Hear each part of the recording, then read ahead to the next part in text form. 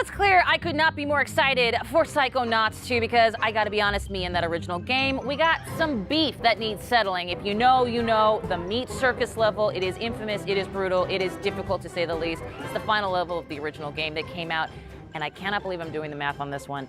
16 years ago, Tim Schafer and Lizette Teatree Montgomery. I am definitely dating myself, but you all welcome from Double Fine Productions. Thank you so much for being here. Tim, can you believe it has been 16 years? I almost said 19 years.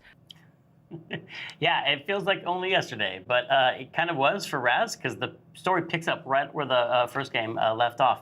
And even though it has been a lot of years, it's a game that matters a lot to us. We really love it here at Double Fine, and we know that a lot of fans, it meant a lot to them. And so we really want to be true to the spirit of the first game, which we were able to do because we brought back a lot of the same voice actors, and we also have a lot of people on the team here that worked on the first game, as well as bringing on a bunch of new people like Lisette. Thank you. It was really important for us to carry the legacy forward, especially the cool style of Wonk that is very prevalent in the first game.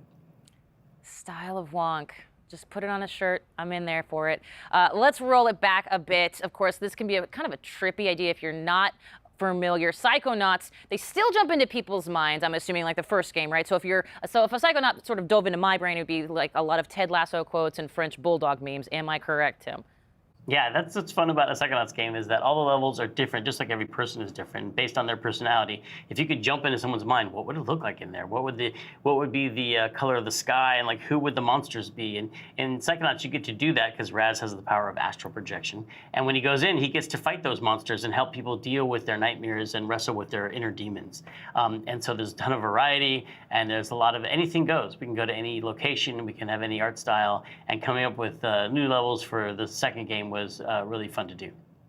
Well, I loved it from the first game, certainly. Let's talk a little bit about how that kind of concept expresses itself in the game world. I mean, Psychonauts 2 has got it all over the place, I'm sure. Yeah, it was really important for us to carry forward the unique brain worlds and unique levels from the first game and the unique style as well. So we were really focused on how we could bring forward that style in Wonk and also bring in new levels and enemies. Now, of course, it wouldn't be Psychonauts without new mental demons, and I'm sure it's happening in Psychonauts 2. What does this mean? Does it mean basically is that we're finally able to slap COVID anxiety in the face?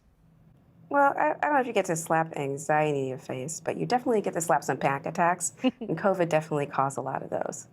In addition to panic attacks, some of our old enemies have also come back. Our sensors are our favorites, and they're definitely here. And in addition to that, we also have our doubts.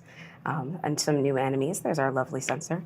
Also some regrets, some flying regrets. There are a ranged enemy, and they definitely are challenging. Our doubts are our slow, sticky melee enemy. You're also seeing our enabler here. It energizes our whole combat troop. So we have a whole cast that you can battle and fight with. Including the new bad mood. Including the bad mood. Which is it's an electric storm of feelings that you have to fight. Now, for those who haven't played the original, available now on Xbox Game Pass, by the way, wink. Tim, why is Raz so good at rummaging through brains?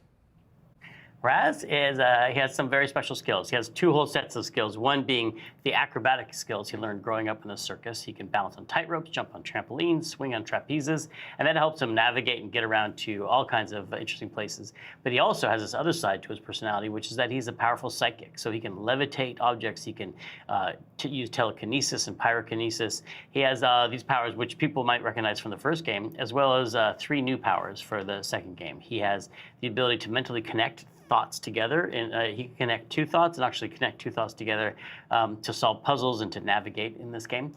He has the power of time bubble, which is just change and slow down how things are moving by changing people's perception of time.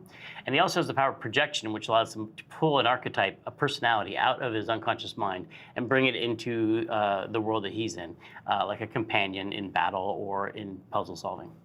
But let's talk about the story for a second, because as the original Psychonauts, we saw Raz training to be part of an organization, and now perhaps he's part of a whole organization at this point. And are there other brain agents, other Psychonauts out there that maybe grew up in a completely different circus? Yeah, we have a lot of new characters in this game. We do. We have a lot of new characters in this game. As soon as Raz arrives on the headquarters, he immediately gets introduced to the interns. And the interns quickly tell him and show him how he fits into the organization. The bottom. They're right down at Right the on bottom. Yeah, so earn his way back to the top again. He's no longer the coolest kid in summer camp. And much to his chagrin, his entire family, his entire embarrassing circus clothes wearing family comes to visit him in front of all his new friends. And so the interns find out that he's the awkward middle child of a circus family.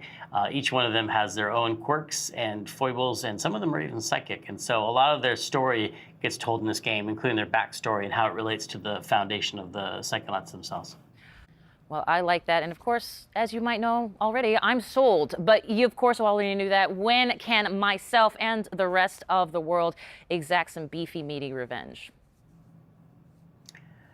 You can get back to the beef and play Psychonauts 2 on August 25th on Xbox Game Pass and PC.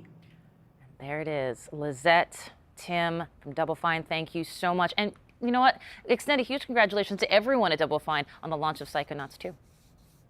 Thank you so much. We're very excited. Thank you. And you can catch more of Tim Schafer and ask him those burning questions about the newest game in the fan favorite franchise in our Xbox Play stream tomorrow. But first, we're going from cleaning out mental cobwebs to cleaning up alien planets.